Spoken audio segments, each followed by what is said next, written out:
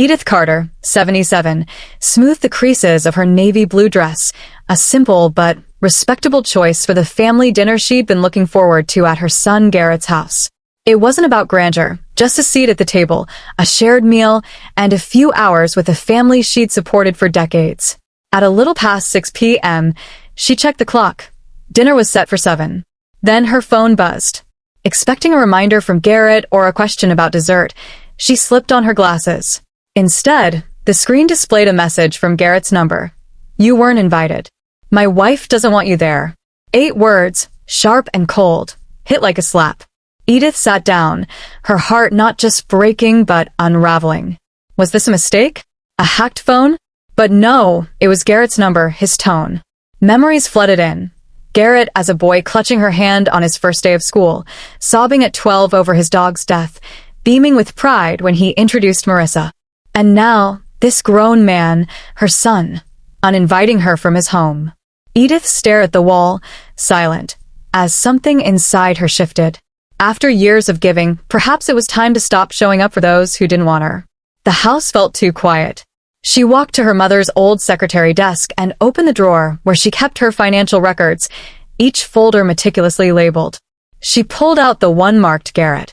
Inside was a story of sacrifice, a $20,000 check for his failed business, tuition for Marissa's real estate license, bank transfers for their roof repairs, a kitchen remodel Marissa insisted on, and a $120,000 gift for the down payment on their new townhouse, a family home, where she'd been promised her own corner. That corner, it seemed, didn't include a place at the dinner table. The brochure for their riverfront townhouse still sat on her kitchen table. She'd given not as a loan or investment, but as a mother's love. Now it felt like she'd paid her way out of their lives. She whispered to herself, was this love, or just a transaction? For the first time, she didn't rush to excuse them. She sat in the truth she'd given, and they'd taken it for granted. That night, sleep evaded her, the text replaying, "Not invited. My wife doesn't want you there." By sunrise, clarity emerged. Over a strong cup of tea, she stared at the stack of papers from the drawer and called her bank. "Good morning, Flatville Community Bank. How may I help you?" the voice asked. "My name is Edith Carter," she said firmly. "I need to suspend all automatic payments from my accounts immediately and revoke the power of attorney granted to my son, Garrett Carter." The woman on the line paused. "All payments, ma'am?" "Yes," Edith replied. "Every single one." The silence that followed felt powerful. For over 2 decades, she'd been their safety net, funding their lifestyle, ambitions, and obligations. But that morning, she remembered her late husband James's words, "Edith, love them, but don't let them walk on you." When the bank confirmed all 174 payments were blocked, she exhaled deeply, reclaiming space in her life. Her phone buzzed again, Garrett. She didn't answer. Instead, she typed, "Time to pay your own way," and turned off the phone. When Garrett arrived later, ringing the bell impatiently, she opened the door. He stormed in, demanding, "Mom, what's going on?" The mortgage bounced. Marissa's car payment didn't go through. The bank called about suspended authorizations. "Did you cancel everything?" She nodded. "Yes, all 174 transactions." He sank into a chair. "Why?" Edith didn't raise her voice. "You uninvited me from your house, Garrett, the one I helped pay for. You said your wife didn't want me there, and you didn't stop her." He stammered. "That was a mistake." Marissa was upset. "A mistake?" she asked. "Or did you not expect consequences?" She poured 2 cups of tea, placing one before him. He didn't touch it. "We have bills, Mom," he said.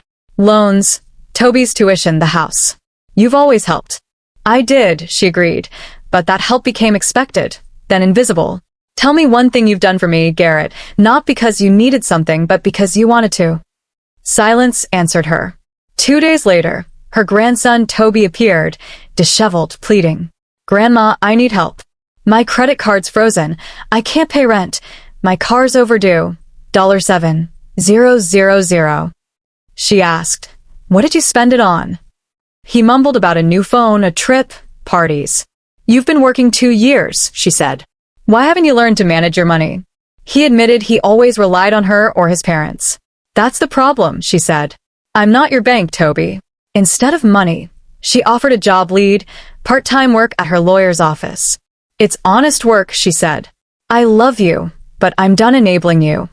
He left, stunned by her firm no, delivered not out of anger but love, a love that set boundaries.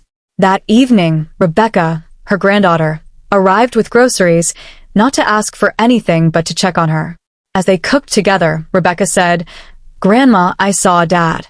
He's lost, Mom's furious, Toby sulking. The house is chaos." Edith smiled faintly. "Are you okay?" Rebecca asked.